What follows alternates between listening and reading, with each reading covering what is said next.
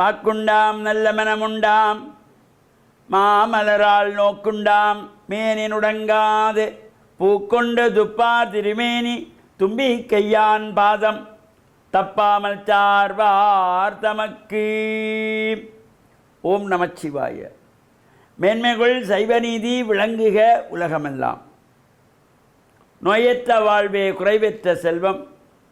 அந்த நோய் நொடிகள் இல்லாத வாழ்வு இந்த உலக மக்கள் எல்லோரும் வாழ வேண்டும் என்று கலியுகத்தின் காந்தமலை ஜோதியாகிய சபரிமலை சுவாமி ஐயப்பனுடைய திருவடிகளை சிறந்தாழ்த்தி டான் தமிழொலி ஓம் தொலைக்காட்சி நேயர்கள் அனைவருக்கும் சர்வதேச இந்து மத குறிப்பீடம் அகில இலங்கை சபரிமலை ஸ்ரீ சாஸ்தாபீடத்தின் சார்பில் இனிய வணக்கங்களும் நல்ல ஆசிகளும்.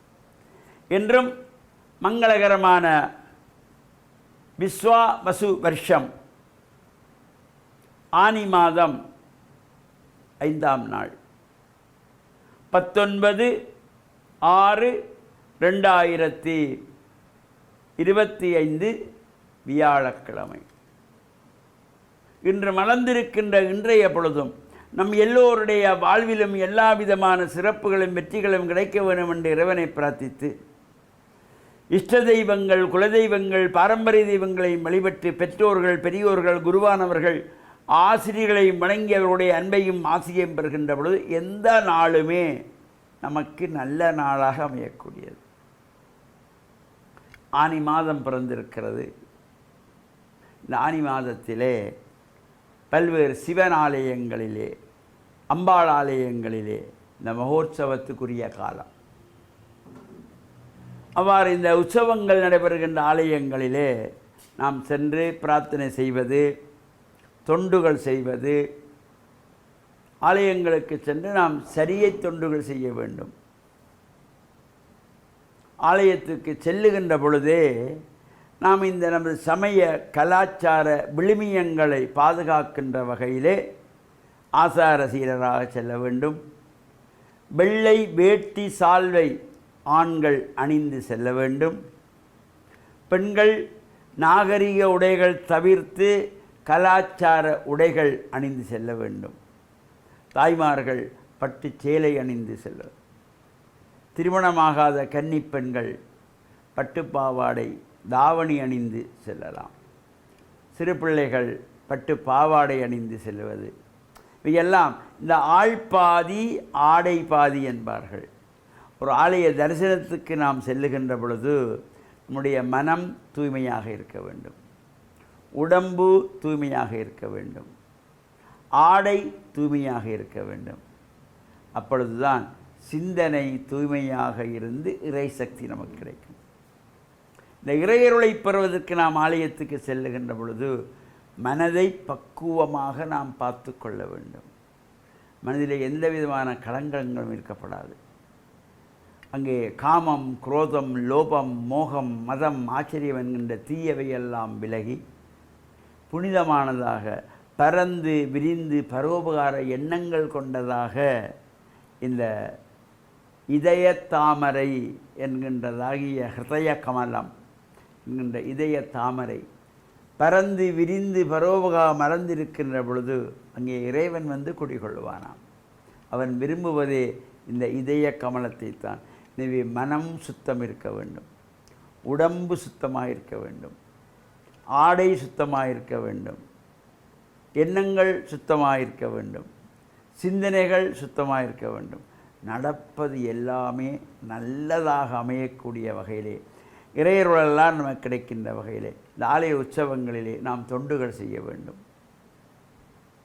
ஆலயத்தை கூட்டி துப்புரவு செய்வது, தண்ணீர் தெளித்து கோலமிடுவது, மெழுகுவது, பூமாலை கட்டுவது, சுவாமி தூக்குவது, தீப்பந்தம் பிடிப்பது, குடை பிடிப்பது, இதையெல்லாம் நாங்கள் இது என்ன குடை பிடிக்கிறதா, நான் என்ன வேலைக்காரன் என்று நம்ம பாக்கியம். அதுக்கு கொடுத்து வைக்க வேண்டும். இறைவனுக்கு தீபங்களை பிடிப்பதற்கு, தீவட்டி சுமப்பதற்கு கொடுத்து வைக்க வேண்டும். இறைவனை தோளிலே சுமப்பதற்கு பல ஜென்மங்களிலே புண்ணியம் செய்தவர்களுக்கு மட்டும்தான் அது கிடைக்குமாம், எல்லாருக்கும் கிடைக்காது. தீவட்டி பிடிப்பது, அதே போல் இங்கே சங்கநாதம் ஒலிக்க செய்வது, செகண்டி வாசிப்பது, இவ்வாறு தொண்டுகள், அலங்காரம் செய்வது, இவையெல்லாம் செய்யப்படுகின்ற பொழுது நல்ல வாழ்வில் உயர்வுகளும் சிறப்புகளும் கிடைக்கின்ற வகையிலே இறை தொண்டுகளும் ஈடுபட்டு இறையருளையும் பெற்று மண்ணில் நல்ல வண்ணம் வாழ டான் தமிழொலி ஓம் தொலைக்காட்சி நேயர்கள் அனைவருக்கும் சர்வதேச இந்து மத குறிப்பிடம் அகில இலங்கை சபரிமலை ஸ்ரீ சாஸ்தாபீடத்தின் சார்பில் நல்ல ஆசிகளை கூறிக்கொள்வதில் மனமகிழ்வு கொள்கிறோம். சர்வே ஜனாக சுகினோ பவந்து, சமஸ்த சன்மங்களானி சுபம்.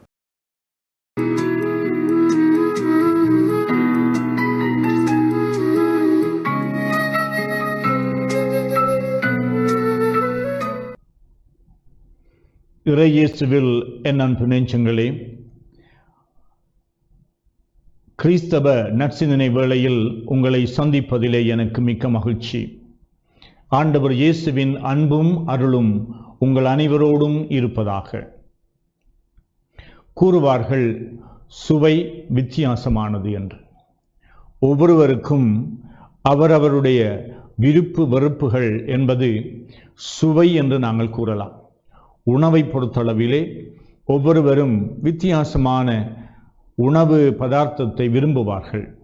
அதிலே அவர்களுக்கென்று சில அதிக விருப்பமான, மிகவும் ருசித்து சாப்பிடக்கூடிய என்று சொல்லி சில உணவு உண்டு. இவ்வாறு தேர்வுகளும் நாங்கள் யாரோடு பழக விரும்புகின்றோம், யாரை என்னுடைய நண்பராக ஏற்றுக்கொள்ள விரும்புகின்றோம், யாரோடு என்னுடைய உறவை பலப்படுத்த விரும்புகின்றோம், யாரோடு நாங்கள் சில நேரம் செலவு செய்ய விரும்புகின்றோம் என்று நாங்கள் தெரிவு செய்கின்றோம்.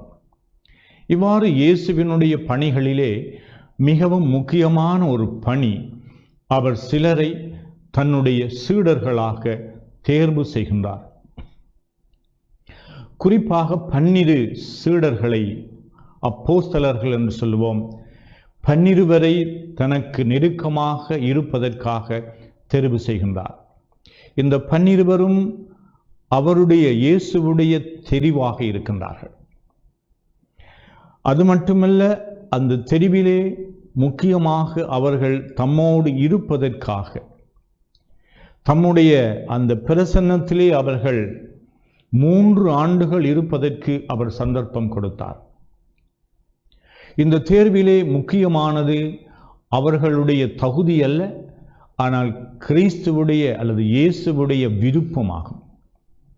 அவர் யாருடைய விருப்பத்திலே தெரிவு செய்கின்றார் என்றால், இந்த 12 தெரிவு செய்வதற்கு முன்னதாக இரா முழுவதும் தம் தந்தையாகிய இறைவனோடு மன்றாட்டிலே ஒன்றித்திருந்தார் என்று சொல்லப்படுகின்றது.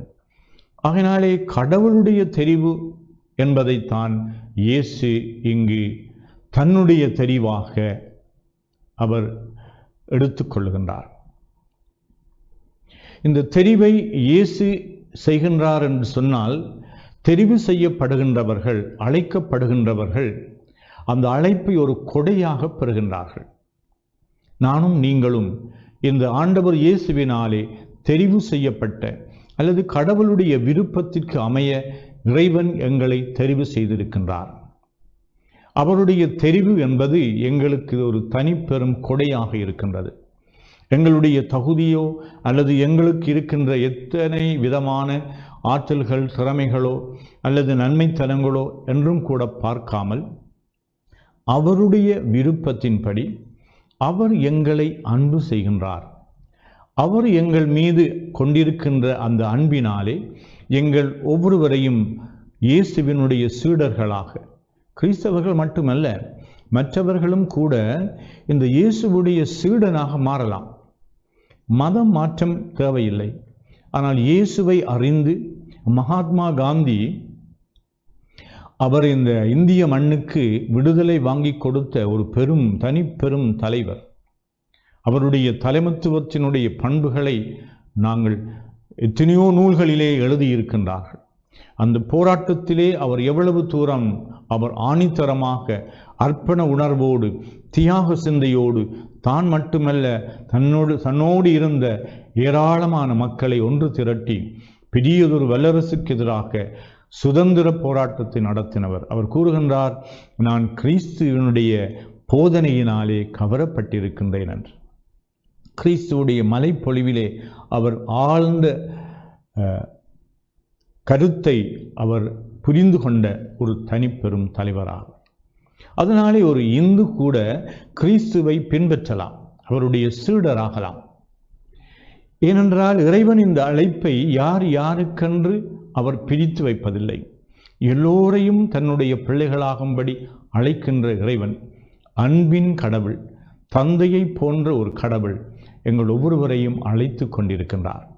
இந்த அழைப்பினுடைய மேன்மையை, நன்மைத்தனத்தை, அது ஒரு கொடையாக எங்களுக்கு தரப்பட்டிருக்கின்றது என்பதை நாங்கள் உணர்ந்து கொண்டால் நிச்சயமாக இந்த கடவுளுடைய அன்புக்கு நாங்கள் பதில் அன்பு காட்டுவோம். இந்த இயேசு எவ்வாறு இந்த 12 சீடர்களை தம்மோடு இருப்பதற்கு அழைத்தாரோ அவ்வாறு நாங்கள் கடவுளோடு இருப்போம், கடவுளுக்கு நெருக்கமாக இருப்போம். எப்படி நான் கடவுளுக்கு நெருக்கமாக இருக்க முடியும் என்று சிந்திப்போம். எந்தெந்த வழிகளிலே நான் எந்த வேலைகளிலே ஈடுபட்டாலும், எந்த நிலையிலே இருந்தாலும் நான் கடவுளுக்கு நெருக்கமாக இருக்கின்றேன். இயேசு தம்முடைய சீடர்களுக்கு சொல்லுகின்றார், நான் உங்களை ஊழியன் என்று சொல்லேன், பணியாளர் என்று சொல்லேன், என்னுடைய நண்பர்கள் என்று சொல்லுகின்றேன் என்று. அந்த இயேசு கிறிஸ்துவனுடைய நட்பை நானும் நீங்களும் சுவைக்க முடியும். ஆண்டவர் இயேசு எங்கள் ஒவ்வொருவரையும் தன்னுடைய சீடர்களாக இருக்க அழைக்கின்றார். நாங்கள் அதற்கு தாராள மனதோடு பதிலளிப்போமாக. ஆமென்.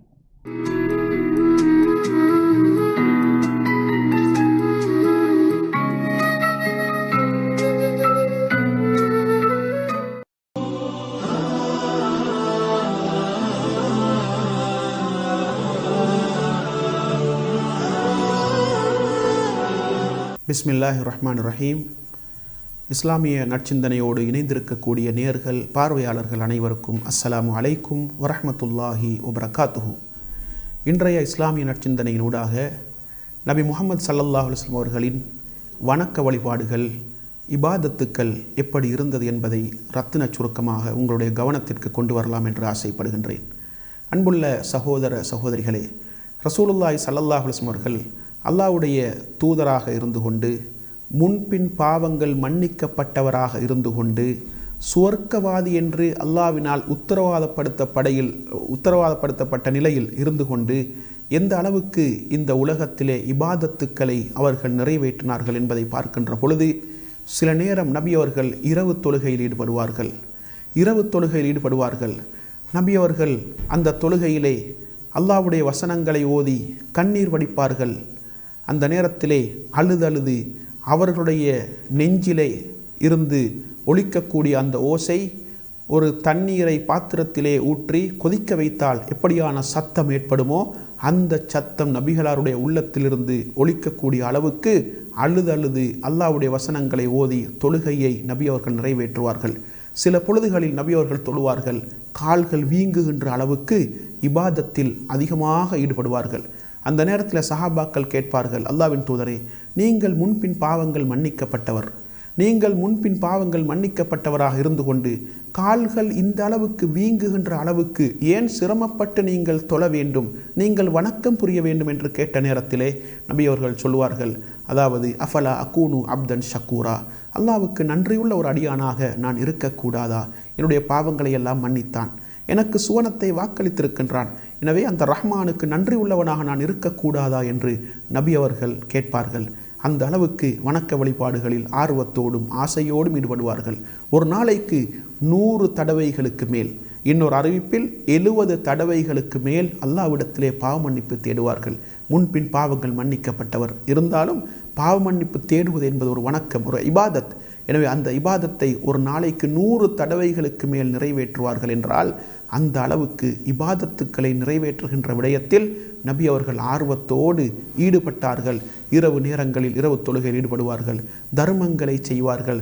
தனக்கு இல்லை என்றாலும் இருப்பதை கொடுத்து தர்மம் செய்து வணக்கத்தை நிறைவேற்றுகின்ற பக்குவம் நபிகளாரிடத்திலே இருந்திருக்கின்றது. அதே போன்று நபிகளாருடைய மனைமார்களை கூட அப்படியான பாதையிலே அப்படியான ஒரு அடிப்படையிலே வளர்த்தெடுத்தார்கள், பயிற்சிகளை கொடுத்தார்கள் என்பதை நாங்கள் புரிந்து கொள்ளலாம்.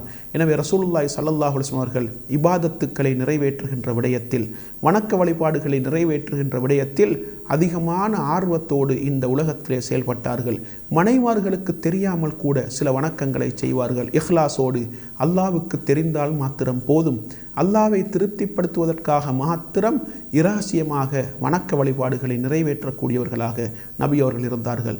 எங்களுக்கு தெரியும், நபிகளார் ஸல்லல்லாஹு அலைஹி வஸல்லம் அவர்கள் 2-3 நாட்கள் இரவு தொழுகையை கூட்டாக நிறைவேற்றினார்கள். சஹாபாக்களை பின்னால் வைத்து நபி அவர்கள் அந்த தொழுகையை நடாத்தினார்கள். அதற்கு பிறகு நபி அவர்கள் வரவில்லை. சஹாபாக்கள் எதிர்பார்த்து கொண்டிருந்தார்கள். நபி அவர்கள் கடைசி வரைக்கும் வரவில்லை. ஃபஜ்ருடைய நேரத்திலே, சுபஹ் அதிகாலை தொழுகை நேரத்திலே நபிகளாரிடத்திலே சஹாபாக்கள் கேட்கின்றார்கள், அல்லாஹ்வின் தூதரே, உங்களை எதிர்பார்த்து கொண்டிருந்தோம், நீங்கள் வரவில்லையே என்று கேட்ட நேரத்திலே நபி அவர்கள் சொன்னார்கள், எனக்கு தெரியும் நீங்கள் எதிர்பார்த்து கொண்டிருந்தீர்கள், இருந்தாலும் நான் வந்திருந்தால் உங்களுக்கு அது கடமையாக்கப்பட்டுவிடும், உங்களுக்கு கடமையாக்கப்பட்டிருந்தால் உங்களால் அதை செய்ய முடியாமல் போய்விடும், அதனால்தான் நான் வரவில்லை, உங்களுக்கு தொழுகை நடாத்த வரவில்லை என்று நபி அவர்கள் சொன்னார்கள். எனவே இரவு தொழுகையை கூட நபி அவர்கள் தனக்கு கடமையாக்கப்பட்ட அந்த தொழுகையாக கருதி அவர்கள் அதை நிறைவேற்றினார்கள். அதே போன்று வணக்க வழிபாடுகளை மிக கூடுதலாக நபி அவர்கள் நிறைவேற்றினார்கள். இபாதத்துக்களில் ஆர்வத்தோடு நபி அவர்கள் செயல்பட்டார்கள். இந்த உலகத்திலே எவரும் நிறைவேற்றாத அளவுக்கு அதிகமான வணக்க வழிபாடுகளை நபிகளார் நிறைவேற்றினார்கள். எனவே அல்லாஹ்வுடைய தூதை சொல்லுவதற்கு வந்தவர், அல்லாஹ்வுடைய தூதராக வந்துதித்தவர், அல்லாஹ்வுடைய மார்க்கத்தை பிரச்சாரம் செய்ய வந்தவர், மக்களுக்கு முன்மாதிரியாக வாழ்ந்து காட்ட வேண்டும் என்பதற்காக வேண்டி எவரும் நிறைவேற்றாத அளவுக்கு இபாதத்துக்களை, வணக்க வழிபாடுகளை இந்த மண்ணிலே நிறைவேற்றினார்கள். கால்கள் வீங்குகின்ற அளவுக்கு நின்று வணங்கினார்கள். அல்லாஹ்விடத்திலே பாவ மன்னிப்பு தேடினார்கள். சுன்னத்தான வணக்கங்களை நிறைவேற்றினார்கள். கடமையான வணக்கங்களை கூட உரிய நேரத்தில் ஆர்வத்தோடு நிறைவேற்றினார்கள். எனவே இபாதத்துக்களை அதிகமாக ஆசையோடும் ஆர்வத்தோடும் அல்லாஹ்வின் தூதர் ஸல்லல்லாஹு அலைஹி வஸல்லம் அவர்கள் நிறைவேற்றி இருக்கின்றார்கள் என்பதை மிக தெளிவாக வரலாற்றின் மூலம் நாங்கள் புரிந்து கொள்ள முடியும். எனவே அல்லாஹ்வுக்கு கட்டுப்பட்டு வாழக்கூடிய நாங்கள் அல்லாஹ்வுடைய திருப்தியை மாத்திரம் இலக்காக கொண்டு மறுமையில் சுவன இலக்கை அடைய வேண்டும் என்ற ஆர்வத்தோடு வாழக்கூடிய நாங்கள் ஆர்வத்தோடும் ஆசையோடும் உள்ளச்சத்தோடும் அல்லாஹ்வை திருப்திப்படுத்துவதற்காக மாத்திரம் இபாதத்துக்களை, வணக்க வழிபாடுகளை நிறைவேற்றி அதன் மூலம் அல்லாஹ்வுடைய சுவனத்தை அடைவதற்கு வல்லவன் ரஹ்மான் எனக்கும் உங்கள் அனைவருக்கும் துணை புரிவானாக. வாஹிர் தாவானா அனில் ஹம்துலில்லாஹி ரப்பில் ஆலமீன்.